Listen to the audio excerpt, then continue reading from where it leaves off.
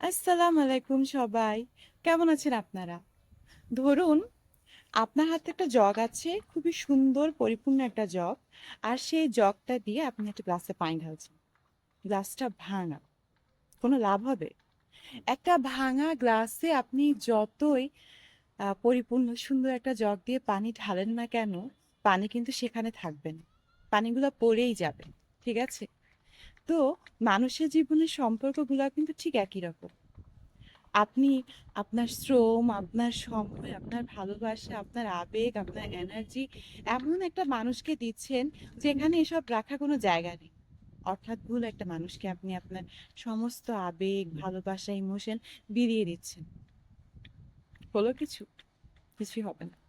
তাই নিজেকে সেভ করুন এবং ভুল মানুষকে আপনার সব আবেগ, ইমোশন দেওয়া থেকে বিরত থাকুন। জীবন ভালো কাটুক।